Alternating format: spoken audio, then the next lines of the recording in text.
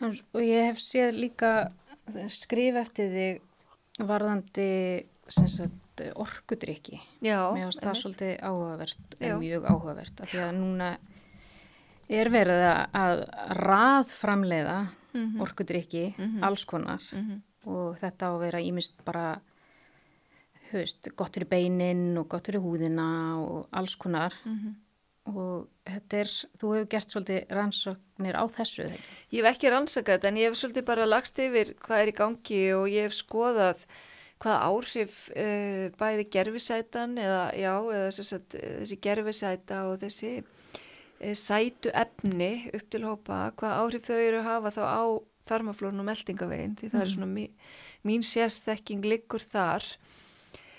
Og það ekkert rosalega, það reyndar sko það sem ég ætti að segja og ætla að segja að við vitum rosalega lítið og það alltaf líka pínlítið hættulegt. Já. Og þegar við vitum ekki mikið þá vitum við að þá fullt eftir að koma í ljós en það alveg það sem hefur komið í ljós, það eru alveg teiknum að þetta sé ekki að gera okkur gott og þetta sé skaðlegt og við vitum þá var rannsókn gerð í Bandaríkjunum á neyslu það voru konur skoðar, unga konur sem voru að drekka orkudrykki og það var það kom í ljós að það var samband á milli þess ef að móðir eða kona drakk einn orkudrykk eða meira á dag að þá jók hún líkurnar á því að fætt barn myndi greinast á einhverfu rófi.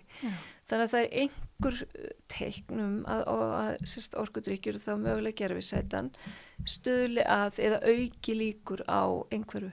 Og það alveg, það alveg sláandi. Sko. Það sláandi, þegar við vitum að eitthvað svona getur auki líkur á einhvers konar röskunum að þá það mikill ábyrgðar hluti að hlusta ekki á það. Við vitum líka að ofþyngd móður eigur líkur á einhverju að eignast barn sem greinist með einhverju. Og það sem svo merkilegt í þessum orkudrykkjum og í þessum drykkjum sem eru með gerfisætu eða sætuefnum að þá eru margir drekkita til þess að halda í og halda niðri hitaeininganeyslu en það bara fylgna á milli þess að allavega sumar rannsóknir sína, það eru rannsóknir sína að þeir sem að neyta sykurlausra fæðutegunda og drykkja eru bara jafnvel í þyngri heldur en þeir sem eru bara að nota sykur. En það engin trygging fyrir því ef maður sé ekki fá hitaeiningar og ef við skoðum þetta út frá þarmaflórunni að þó að það sé engar hitaeiningar í afurðinni þegar hún í umbúðunum þá veltur þetta alltaf okkar efnaverksmiðju sem þessi þarmaflóra og hún gerjar bara gerfisætuna og býr til orku úr henni þannig að þegar við erum búin að innbyrða þetta þá myndast orka þannig að þetta ekki hitaeiningar snögt eða ein hitaeininga, ein kalóri eins og í sumu það ekki þannig að þetta komið innvortis og það mögum ekki glemma því. Og þegar þú segir gerfisætu, við að tala um aspartam eða eitthvað annað? Já, þegar ég tala um gerfisætu þá erum við að tala um aspartam og NutraSweet og Splenda og hvað þetta heitir nú allt saman.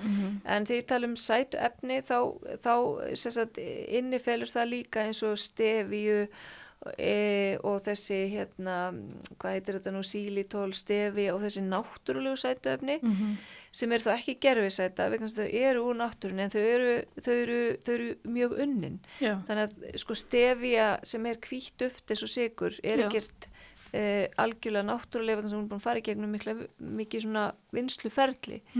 En ef við tökum steviu plöntu og bara laufblað þá erum við að tala um allt aðra hluti. En þessi sætu efni og gerfisæta eru jafnvel upp í mörg 100 sinnum sætari en borsykur. Þannig að þetta svo ýkt sæta og kannski að fá sér orkudrykk sem inniheldur jafnvel mjög mikið magna koffini pluss þá gerfisætu eða sætuefni og kannski ekki borða neitt og þá erum við náttúrulega bara að ræsa kerfið okkar, setja upp streitu, keyra upp adrenalín og fá bragðlaugarnar okkar skynja sætu líka minni tilbúin að taka á móti næringu af því að það segir okkur það koma matur, sæta en það kemur engin næring einhver smá orka sem við búum svolítið meiri orku úr en þetta við erum að plata kerfið og við erum bara að tjúna allt kerfið upp og svo erum við að ganga á þessu og unga fólki keyrir sig mjög á orku og kannski nota svolítið orkudrykki til að halda sig vakandi sem alveg svakalegt þegar við erum fann að skerða svefn og annað og kannski neita okkur mat að því það nægir okkur að trekkja okkur upp á orkudrykk. Frænka mín lendi því að hún bara jafnvel og ég og hún drakk svolítið af orkudrykkjum og var að drekka þetta í vinnunni og þú veist, einn á mótnana og einn eftir hádegi og eitthvað. Hún endaði með því að fá flogakast. Já. Og það var út af... Rækið til orkudrykkja. Já. Sko í Bandaríkjunum og erlendis og ég veit ekki alveg hvernig það hér, ég hef ekki lagst yfir það, en sem sagt, börn og unglingar að fá líffærabilanir, bara organ failure af orkudrykkjanæslu. Þetta það alvarlegt að líffærin að gefast upp. Það þá hjartað eða nýrun eða? Nýrun, alveg klárlega, ég er ekki búin að fara þarna en ég veit að þetta að gerast og ég á bara eftir að skoða. En mér finnst það bara sláandi, ég er bara nýbúin að heyra það. Já. Og ég heyrði þetta nú bara frá lækni, sko. Og þetta markasett svolítið fyrir virðist vera börn. Já. Þú veist, þessi, ég vil ekki nefna neinn nöfn. Nei, við þurfum ekki að tala neinn nöfn, en þetta markasett fyrir börn og það líka mjög, það alveg umhugsunarvert að sterkar fyrirmyndir, íþróttafólk, söngvarar og aðrir sem eru flottar fyrirmyndir og kannski bara rosalega heilbrigt fólk að koma með sinn orkudrykk eða auglýsa orkudrykk eða styðja við orkudrykk. Og eðlilega, ég meina að þegar maður lítur upp til einhvers, þá gerir maður eins. Og þetta ábyrgð hluti. Þó þetta sé allt vel meint og ég skil alveg konsepti, það gaman að vera með sinn eigin eitthvað, en getum við ekki reynt að fara í hollari og reynt að vera hollar ímyndir og hollar fyrirmyndir, það væri svo miklu betra fyrir alla. Betra fyrir umhverfið, betra fyrir fólk, betra fyrir alla.